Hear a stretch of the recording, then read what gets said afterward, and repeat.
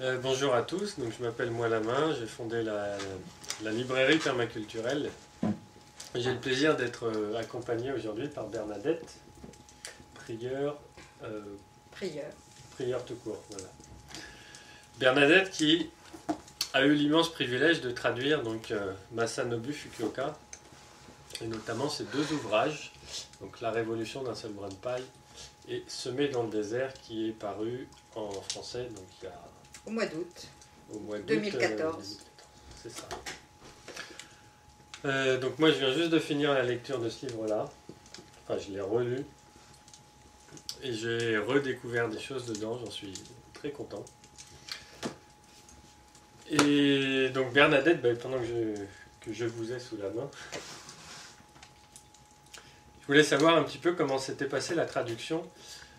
Peut-être d'abord, dans un premier temps, comment vous avez découvert Masanobu Fukuoka, comment vous en êtes arrivé à traduire cet ouvrage? Alors vraiment, c'est le hasard. À l'époque, j'avais 33 ans, j'avais 4 petits-enfants, j'habitais Strasbourg. Et depuis plusieurs années, j'avais envie de faire quelque chose de ma vie pour le monde, pour les autres, au-delà de ma famille. Je trouvais que c'était un peu étroit. Et mon mari était professeur de droit. Et moi, je n'avais pas trouvé de métier qui m'intéresse. Par hasard, dans une association, un prêtre que j'estimais énormément brandit un livre en disant « Qu'est-ce qui est intéressé par l'agriculture sauvage ?» Et c'était ce livre-là. Voilà. Et j'ai dit moi, sans réfléchir. Réfléchir. Il a ajouté c'est en anglais. Comment J'ai dit, tant réfléchir? pis. J'ai commencé à le lire et j'ai vu que c'était tellement essentiel pour notre monde que je me suis mis à prendre ma machine à écrire, mon dictionnaire, mon RAPS, et puis j'ai voulu faire un travail professionnel. J'avais la chance d'avoir un ami professeur d'anglais, de grammaire anglaise, qui a tout relu avec moi. J'ai rencontré, pendant que je traduisais, ou tout après, oui, non, juste après, Fukuoka, qui venait en Suisse, invité par une association de macrobiotique à Vaumarcus. Et dans les 5 minutes, j'ai compris que c'était un sauveur, que c'était quelqu'un d'essentiel pour nous. Il était joyeux, il était fin, intelligent, vif. Et pourtant, on parlait par traducteur interposé, par interprète.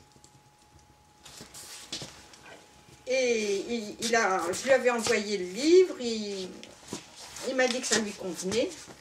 Et c'est 4 ans après que Tré Daniel m'a contacté en me disant que ça allait être publié.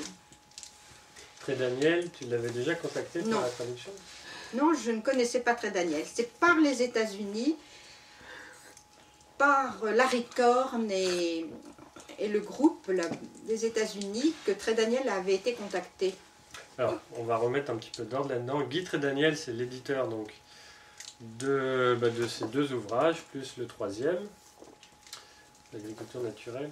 Larry Korn, c'est l'américain qui a traduit Qui a adapté Semé dans le désert et et qui à l'origine, avait traduit du japonais en américain le premier livre mondialement connu de Fukuoka qui s'appelle La Révolution d'un seul brin de paille. et celui-là également. Donc. D'accord. Est-ce que tu as rencontré Larry Korn aussi? Non, j'ai pas lu. Non. Non. Et donc, quand tu as lu le bouquin, est-ce que, moi ça me l'a fait, est-ce que vous avez eu une sorte de révélation? Ah oui, c'est pour ça que j'ai pensé qu'il fallait le faire très sérieusement, cette lecture. Que rien ne devait échapper. Puisque ça me semblait essentiel. Pour moi-même, je me suis dit, mais pour les autres. Il fallait que je le fasse pour les autres autant que pour moi. Si je l'avais lu comme ça, rapidement, sans entrer dans tous les mots, les idées, je ratais tout. C'est pour ça que j'ai fait un travail professionnel de traductrice. Et qu'est-ce qui vous paraît essentiel en fait dans ce bouquin?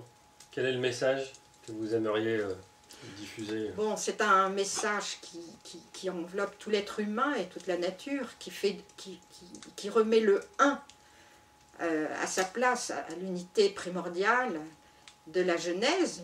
Et dans Semé dans le désert, il parle qu'on est à une seconde Genèse, que notre époque est à une seconde Genèse. Donc c'est la suite. Semé dans le désert est la suite de la révolution d'un seul brin de paille, et en même temps sa récapitulation. Moi, il y a une chose que j'ai beaucoup appréciée donc, dans Semé dans le désert, c'est à chaque fois que Fukuoka raconte une histoire, il décrit les sentiments qui le traversent. Et en fait, on se rend compte que c'est un garçon qui est très émotif, un sage qui est très émotif. Et qu'à chaque fois qu'il raconte une histoire, ça m'a rempli de joie, j'étais rempli d'émotions. Ou de tristesse. Il y a un moment où où c'est très touchant. Enfin, j'ai failli avoir la larme à l'œil, c'est quand il raconte qu'il s'est mis à pleurer quand un Amérindien et un chef indien. Ouais, s'est éteint juste après avoir distribué des graines que Fukuoka lui avait envoyées. De Metasequoia. Ouais. Retrouvé en Chine. Ah oui? Oui. Alors, ces informations, c'est des choses qu'il n'y a pas dans le bouquin. Tu les as eues? Non, c'est Semé dans le désert, mais ça t'a échappé. Ah, peut-être. Oui. Ah, je l'ai lu tout à l'heure. Ah non, c'est dans peut-être l'avant-dernier chapitre.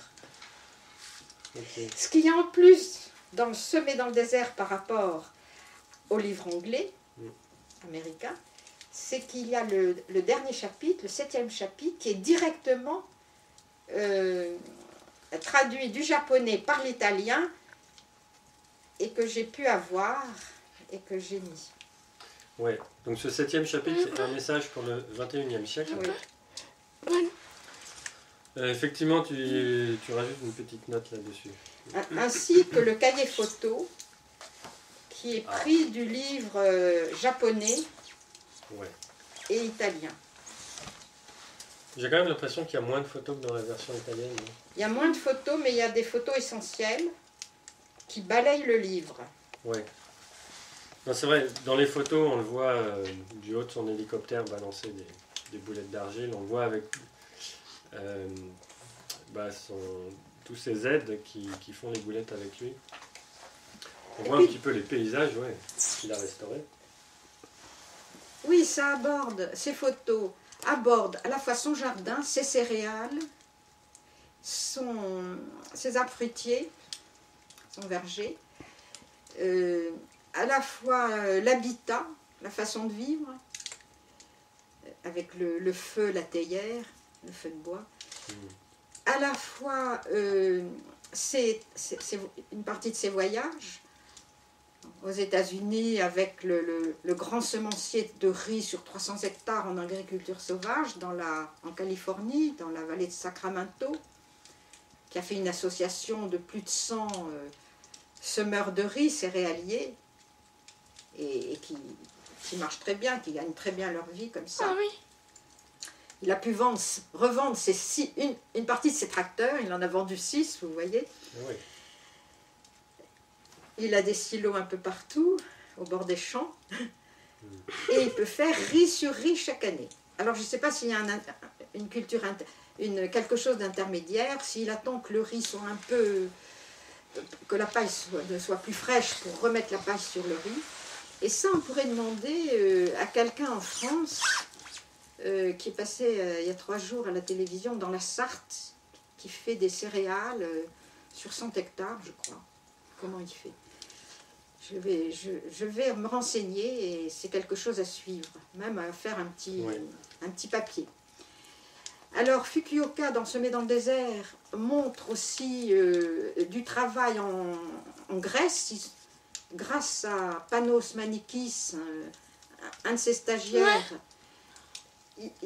Panos a fait de telle sorte que 12 000 hectares de mauvaises terres, de collines caillouteuses soient reverdis, dont une partie par hélicoptère et le tout en boulettes, par une association, mais aussi par les enfants des écoles, des villages.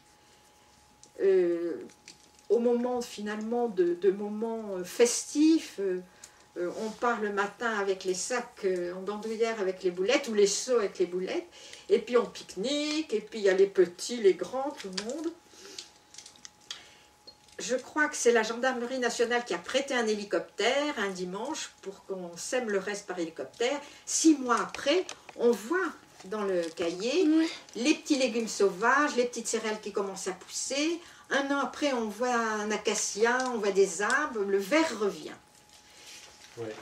Et ensuite, il le fait en Inde. En Inde, j'ai des photos de l'Inde se désertifie à grande vitesse. Et malgré le fait qu'il y a des fleuves, vous voyez sur les berges que c'est le désert. Donc c'est vraiment pas logique. Et Fukuoka dit que les déserts qui sont déserts depuis leur origine, on ne peut rien. Mais les déserts qui sont le fait de la faute de l'homme, les erreurs de l'homme, là c'est de notre responsabilité de reverdir. Alors il donne des moyens, il y a des photos, notamment de commencer par les berges, avec des arbres, des plantes qui vont faire amener l'eau par-dessous, souterrainement, plus loin, et puis des ceintures vertes perpendiculaires au fleuve, dans l'intervalle desquelles il y aura des fermes avec des arbres, toujours des arbres, des légumes, des céréales, des volailles, des animaux. Et il termine le cahier inclus dans Semer dans le désert par les plantes qui vivent dans le désert et qui sont bonnes pour le désert. Alors à la fin, oui, du livre, il y a 2 annexes qui sont très intéressantes. La première, c'est créer une ferme sauvage en zone tempérée et subtropicale. Puis il parle des forêts sauvages protectrices, planter une forêt protectrice, le verger, les brise-vents, créer des champs dans le verger, etc. Créer des rizières, bien entendu. Et puis la deuxième annexe, c'est mettre des graines dans des boulettes d'argile pour reverdir la terre. Donc là, il donne sa méthode, point par point, le matériel qu'il faut, comment on fait les boulettes, la méthode d'ensemencement. Il y a des photos aussi sur la méthode des boulettes, comment faire les boulettes. Soit de façon manuelle, soit avec petite bétonnière sans pale, soit avec la grande bétonnière. Oui, c'est vrai qu'on le voit ici avec une bétonnière, donc enfin un camion bétonnière. Quoi. Voilà. C'est épatant. Fukuoka, mais j'ai pas pu mettre de photos, on était limité par l'éditeur. Ils ont, avec une association en Inde, ressemé des mangroves et ça a marché. Ressemer des forêts primaires où la hache avait commencé à désertifier, des forêts à éléphants, à tigres, qui avaient été complètement en 10 ans désertifiées, étaient devenus des déserts. Ils ont commencé à reverdir, mais c'est plus lent, plus difficile. Mais les mangroves, ça a très bien marché. Les mangroves, il y a l'eau, donc l'eau n'est plus un facteur limitant quand on plante. Parce qu'il faut comprendre, et c'est ça l'intérêt de Fukuoka, c'est que non seulement il parle de techniques agricoles mondiales, toujours à base de méthodes très simples et peu coûteuses, méthodes qu'on pourrait appeler une agriculture durable, économe, autonome. D'ailleurs, un ingénieur de l'INRA n'était pas d'accord sur le terme agriculture sauvage, et il disait c'est une agriculture économe et autonome. Et justement, ce mystère des mots, finalement, c'est au-delà des mots, c'est une agriculture au-delà des mots. Une agriculture aussi qui parle de philosophie, de spiritualité, de foi, d'art, de santé, de la vie, de la mort, de l'éducation. On y trouve ce qu'on cherche, qui est rassemblé là. C'est l'unité, comme je vous dis, c'est l'unité. Dans les livres de Fukuoka, et notamment dans la préface, enfin dès le début de ce livre-là, en fait, il parle tout de suite de Dieu. Oui. Pourquoi Fukuoka parle-t-il autant de Dieu et qu'est-ce qu'il entend par Dieu? Alors, il faut dire que Fukuoka est d'éducation bouddhiste. Et je ne suis pas spécialiste. Mais ce que je comprends, c'est que Dieu est partout. Et c'est ça l'unité. Comme disait un ermite des premiers siècles chrétiens, le poisson ne sait pas qu'il est dans l'eau, mais il le sent.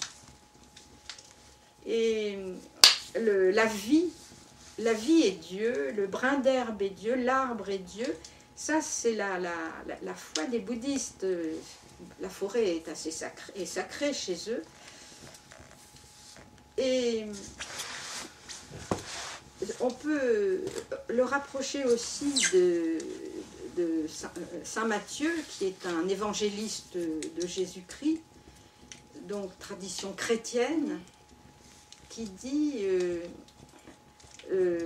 l'oiseau ne sème ni ne récolte dans des greniers, et cependant votre Père des cieux le nourrit. Et Fukuoka part de cette tradition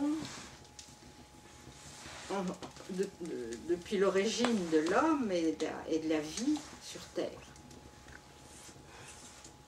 Et c'est pour ça qu'il nous dit que nous sommes dans une période qui est la seconde Genèse. C'est une chance pour le monde de donner toutes les sortes de graines, les micro-organismes, et la nature fera son choix. Elle va recréer le monde. Parce que nous ne pouvons pas continuer, ou bien si nous continuons, nous allons tout détruire.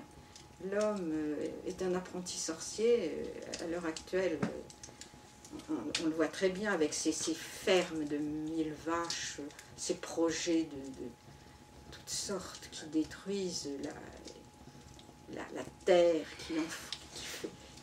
on fait des récoltes de légumes ou autres, hydroponiques par exemple, avec de l'eau et uniquement des produits chimiques. L'élevage intensif comme ces cultures-là, comme le poisson industriel, détruisent la mer, détruisent la terre, et l'alimentation du monde deviendra dépendante du pétrole, et donc nous serons dépendants de ceux qui tiennent le pétrole. Alors partir dans une autre planète, je ne vois pas qu'on puisse faire pousser des fleurs et des fruits dans les conditions d'une autre planète. Ce ne sera pas du tout le monde sauvé comme par l'arche de Noé. C'est sur la terre qu'il faut sauver notre monde. Et donc Fukuoka dit toujours dans son livre qu'il faut supprimer les mises en quarantaine des plantes, parce qu'il faut que toutes les graines, les micro-organismes soient disponibles pour que la nature refasse, car c'est elle qui fait les modifications génétiques et adapte. Fukuoka, effectivement, il raconte que comme l'homme a déjà énormément dispersé les graines de tous les continents un peu partout dans le monde, il y a déjà eu des invasions de plantes, et il se dit maintenant que l'homme vit plus rapproché de par le fait qu'il y ait justement tous ces échanges, en fait supprimons les quarantaines et laissons faire la nature, faisons confiance à la nature plutôt que toujours se battre contre essayer de limiter les choses, de les séparer. Il donne l'exemple de la forêt. Toute seule, la forêt devient très très riche avec de grands arbres. Et c'est ce qu'il essaye toujours dans ces techniques naturelles, retrouver cette fertilité, cette souplesse de la terre, cette vitalité de la terre de forêt. Et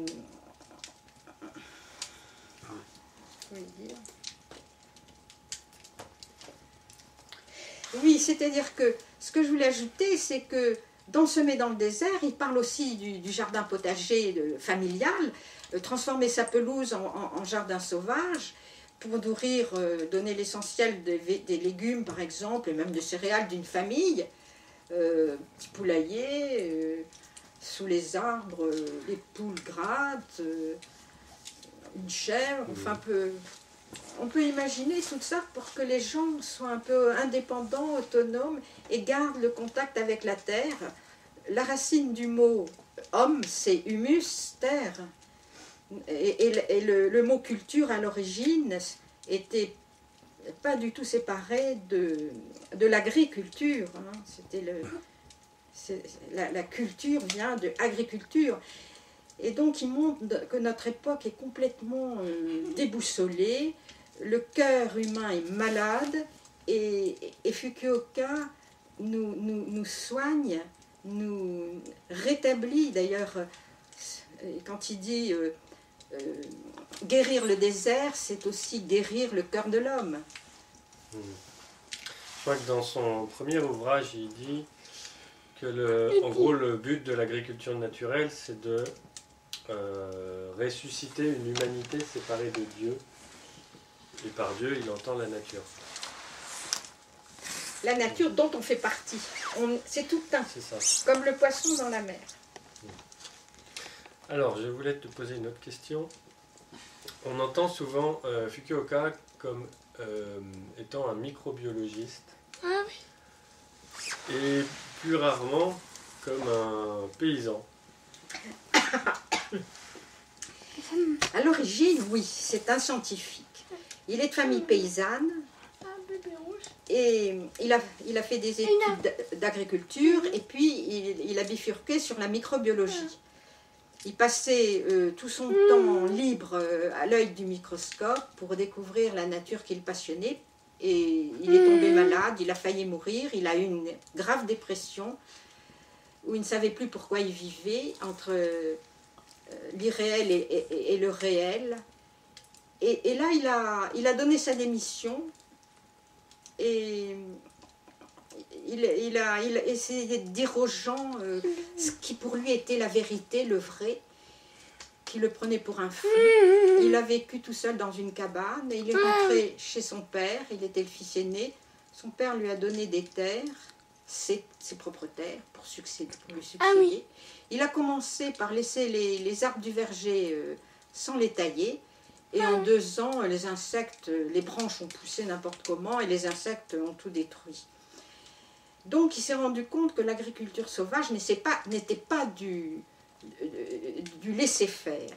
C'était son agriculture qu'il appelle l'agriculture du non-agir, c'est aussi être responsable.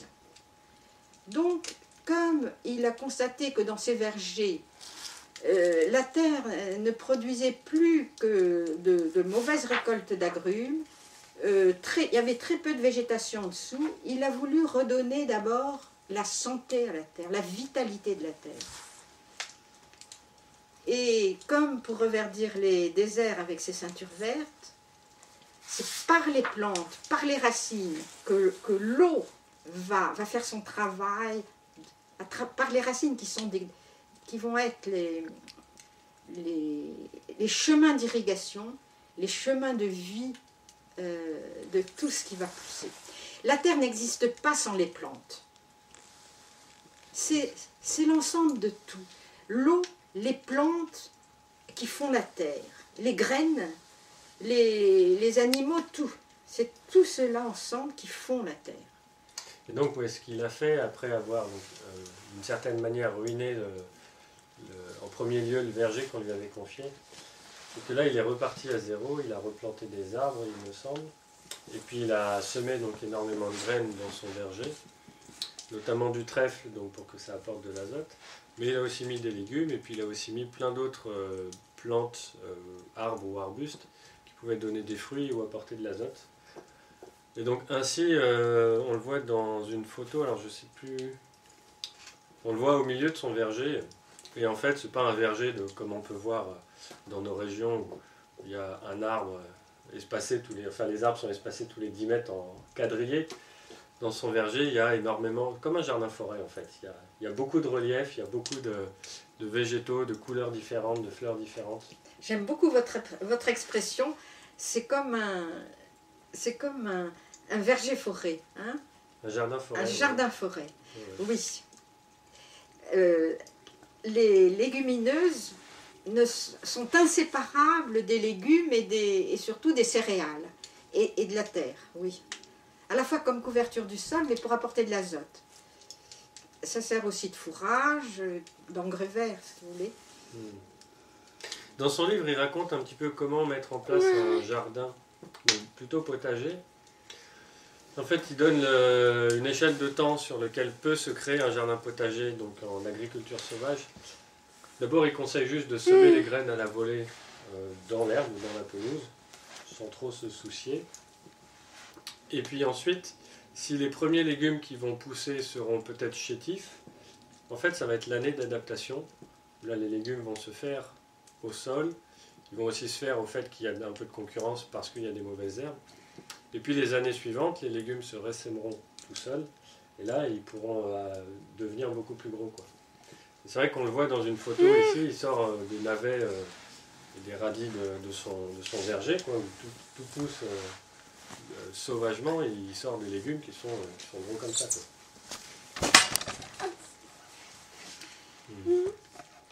Oui, pour récupérer ces terres, pour redonner cette vitalité à ces terres, Fukuoka a semé des graines. Avant de repiquer, de replanter des arbres, il l'a fait aussi, ce sont des graines.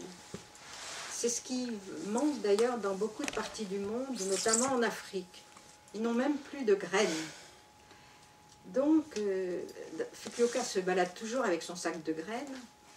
Et il y a un passage très émouvant quand il distribue une poignée de graines à chaque enfant d'un camp de réfugiés éthiopiens. Il leur dit de les semer sur 2 mètres dans un cercle et d'arroser pendant 3 jours.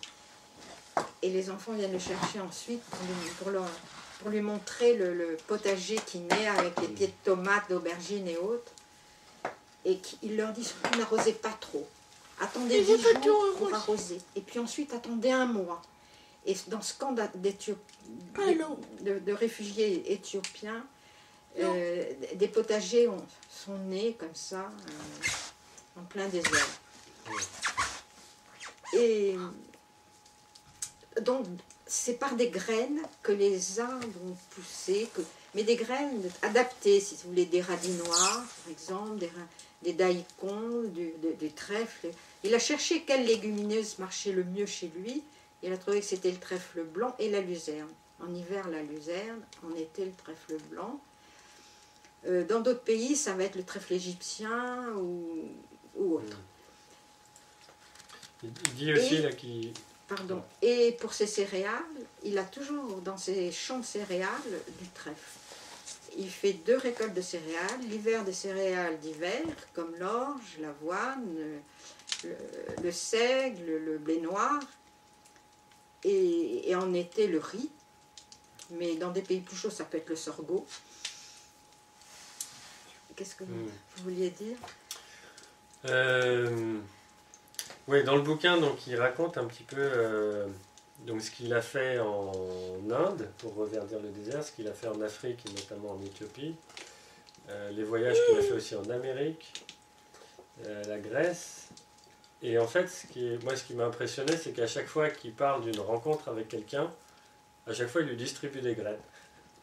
On dirait qu'il a toujours, ouais, comme tu dis, comme vous dites, un sac de graines sur lui pour en donner, quoi. Et alors, les graines qu'il distribue, elles sont... alors lui, il s'en cache pas, c'est un mélange de ces graines du Japon. Et comme on disait tout à l'heure, effectivement, lui, il est plutôt pour l'abolition de la mise en quarantaine et pour la dispersion des graines. Il est pour la dispersion des graines. Oui, c'est ça. Et donc, en fait, il distribue des graines de son pays dans d'autres pays. Il distribue ce qu'il a comme graines. C'est ça. Ouais. Et d'ailleurs, c'est très beau aussi parce que il a lancé un appel pour que les familles, les gens lui envoient des graines pour aller semer en Inde.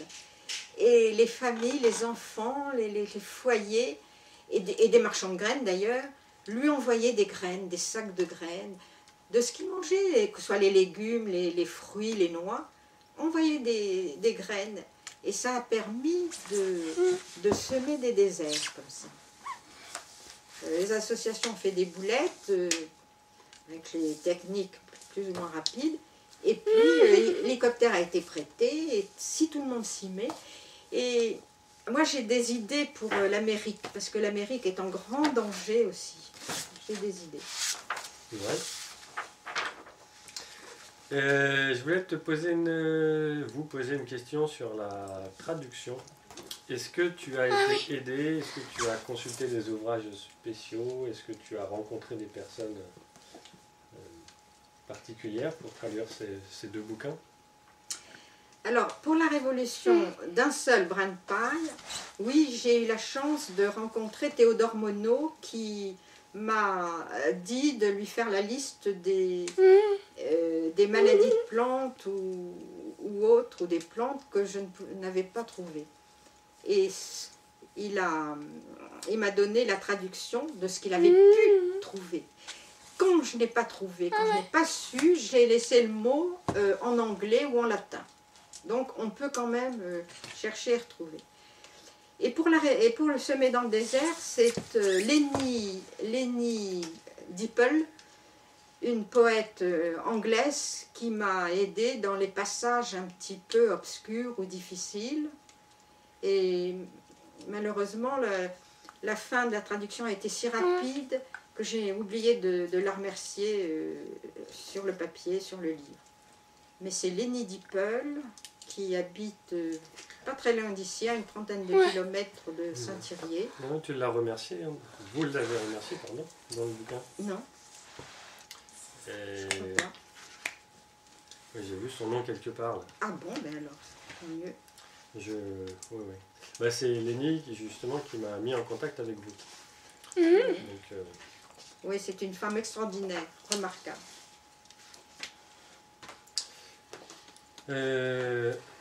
Artiste, agricultrice, sauvage, disons. Elle a vraiment aussi un tas de dons et de possibilités.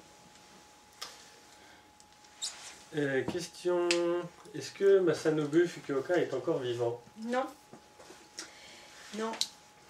C'est un homme qui est mort en août, le 16 août 2008, à l'âge de 96 ans.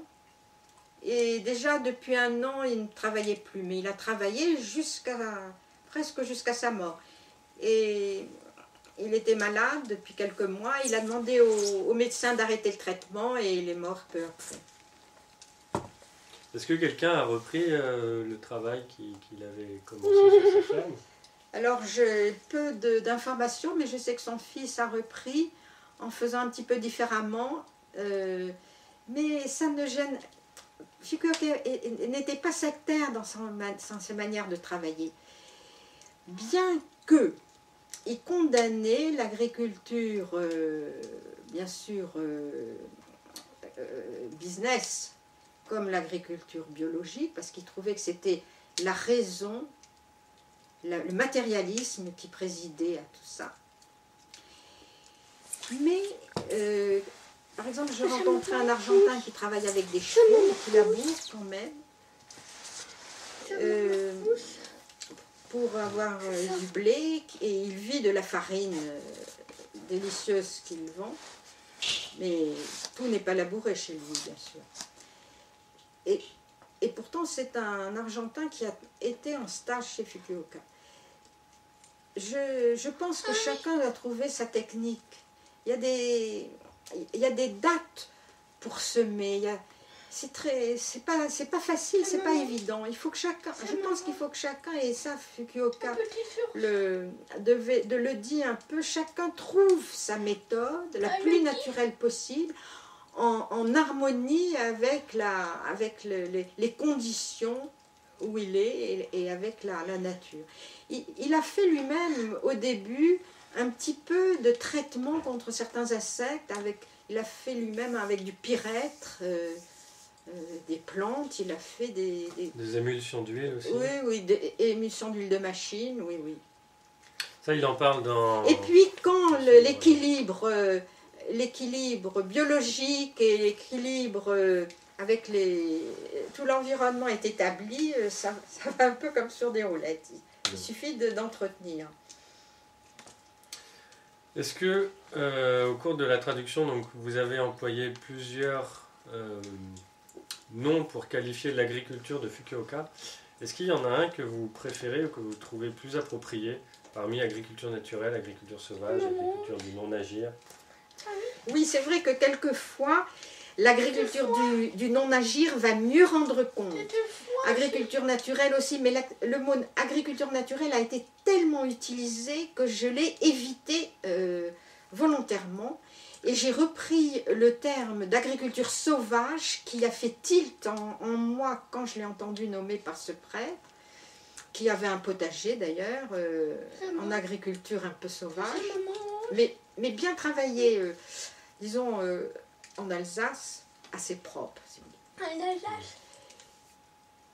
Il faisait aller les canards du voisin, il avait soulevé son grillage pour que les canards puissent venir manger les limaces, par exemple. Alors maintenant, dans Semer dans le désert, j'ai utilisé moins souvent agriculture sauvage et j'ai dit, même Fukuoka a mis à un moment sustainable, vous voyez, durable, agriculture durable, autonome et économe. Il les a mis ces termes. Ça veut dire quoi? Agriculture sauvage? Ça veut dire quoi? L'agriculture sauvage. Ça veut dire quoi? C'est une méthode d'agriculture. Le liage, non? Oui. Des poules, non? Des dinars. L'agriculture du non-agir, Fukuoka l'a qualifié un petit peu dans ce premier ouvrage. En disant, moi ce que j'en ai retenu, c'est que plutôt que se demander dans un schéma traditionnel pour penser l'agriculture, qu'est-ce que je vais faire comme action pour avoir des récoltes ou pour gérer un problème, Fukuoka se dit, qu'est-ce que je vais pouvoir éviter de faire comme action pour que ce soit en fait la nature qui fasse le boulot, quoi. Pour pouvoir éviter d'avoir des maladies, ou pour pouvoir éviter d'avoir à travailler le sol, ou d'avoir à engraisser le sol, etc. Voilà, ça c'est essentiel. C'est essentiel. Pourquoi en faire toujours plus avec des méthodes toujours plus compliquées? Voilà. Pourquoi? Alors, Fukuoka dit, et pourquoi ne pas faire ceci? Et pourquoi ne pas faire cela? C'est ça l'agriculture du non-agir. C'est aussi comme Dieu le sans-nom, il va le qualifier du sans-nom. Pour lui, le néant, l'absence est très important. Oui, il considère que l'homme est ignorant et que, en fait, il considère que l'homme ne pourra jamais tout connaître de la nature. Voilà. Et qu'il a tort de s'inscrire dans la voie de la recherche scientifique. Oui.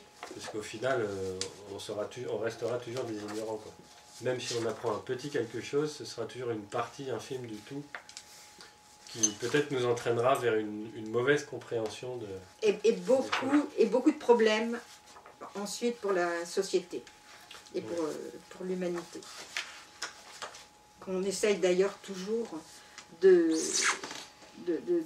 combler, de résoudre par des méthodes toujours plus compliquées, complexes, qui coûtent toujours plus d'argent et qui détruisent toujours plus, comme tous ces barrages, pour ne citer que cela. Bernadette Prieur, Fukuoka a écrit 4 livres. Est-ce qu'il y en a un parmi les 4 que vous préférez?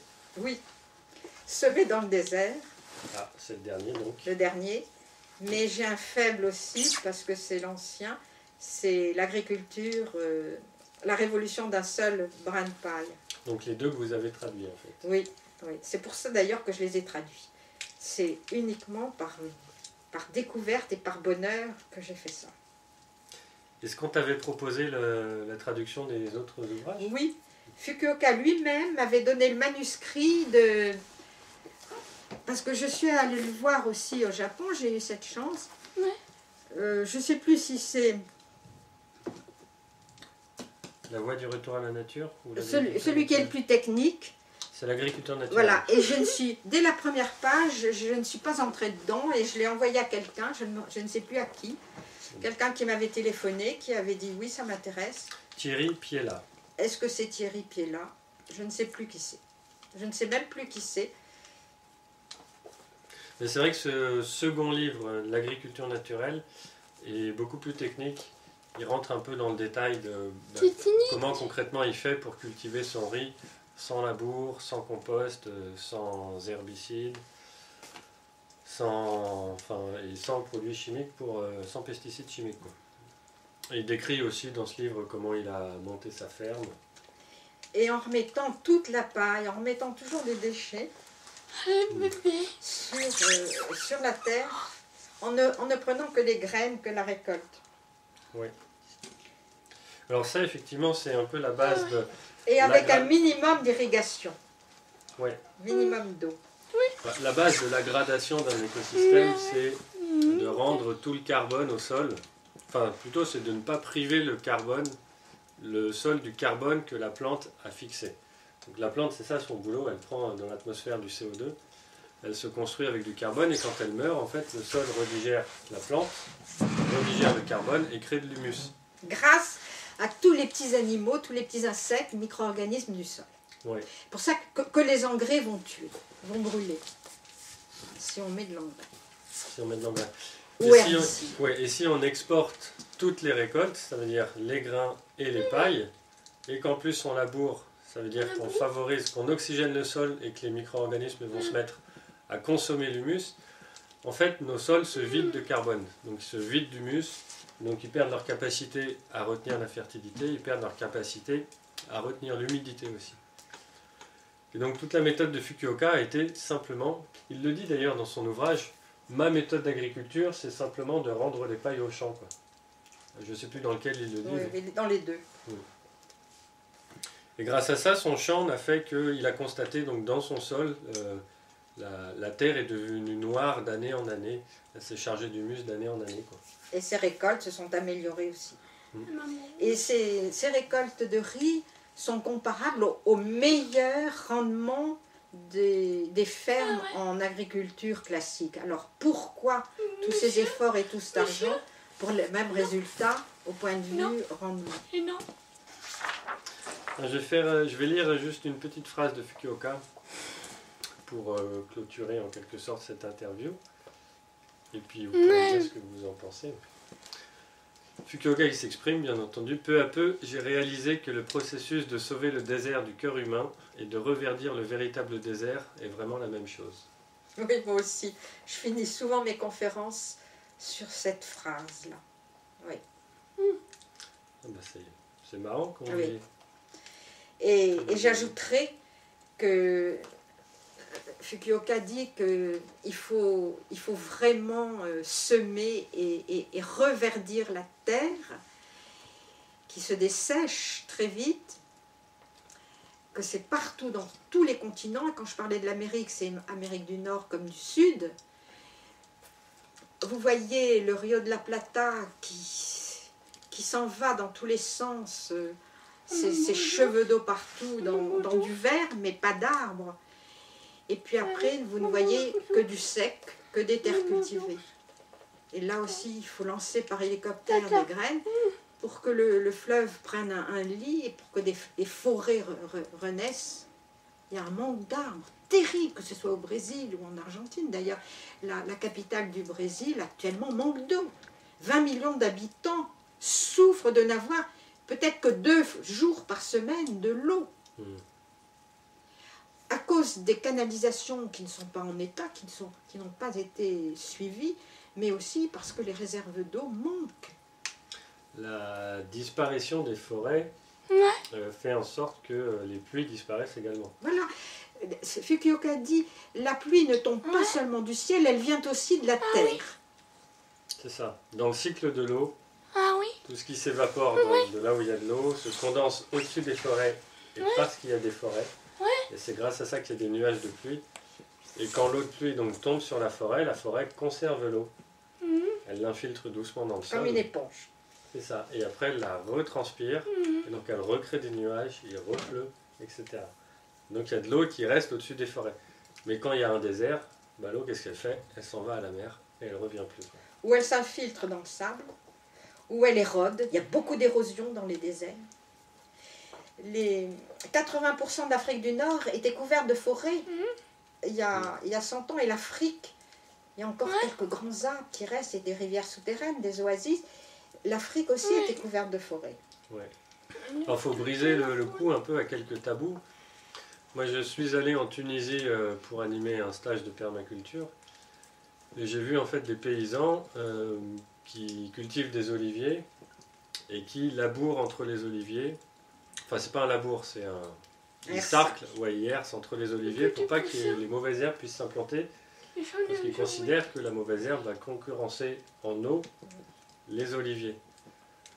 Mais il y a des expériences qui ont été faites et qui ont montré qu'en fait, quand on plante un arbre avec plein d'autres arbustes dessous, l'eau est bien mieux conservée. Et donc la production est accrue malgré qu'il y ait plus de concurrence. En fait, la couverture végétale permet de limiter énormément la perte en eau. Par exemple, au Japon, le champignon matsutake, Matsutake, ouais. qui va faire comme un crabe, comme des ciseaux, pour permettre à l'eau de prendre les micro-organismes qui sont dans l'argile et de les donner aux racines de l'arbre. Sans la présence de ce champignon, les pins rouges meurent. Ouais, c'est ce qu'on appelle un champignon symbiotique, une mycorhize. Donc le champignon aide l'arbre à trouver sa nourriture. Et en échange, l'arbre fournit des hydrates de carbone, du sucre en fait au champignon. C'est une symbiose. J'ai oublié d'en parler tout à l'heure, il y a une troisième annexe à la fin du bouquin qui porte sur la production d'un médium naturel universel. Et donc là, il parle du champignon Matsutake. Et en fait, il explique comment on fabrique une sorte de poudre de revitalisation qui aide les graines à germer et puis ensuite les arbres ou les plantes à vivre et à trouver leur fertilité, quoi. Voilà. Ok. Et ben Bernadette Prieur, je vous remercie. Moi aussi, très je vous remercie. chaleureusement. J'étais très content de vous retrouver. Ça faisait peut-être un an qu'on ne s'était pas vu depuis la conférence à je ne sais plus quel festival. Mais voilà, j'ai toujours autant de plaisir à discuter avec vous Moi aussi. de Fukuoka. Parce que je vous trouve très compétent aussi, et à nous deux, peut-être qu'on peut éclaircir aux yeux de ceux qui nous voient. Merci beaucoup Bernadette. À une prochaine fois. Oui, avec joie.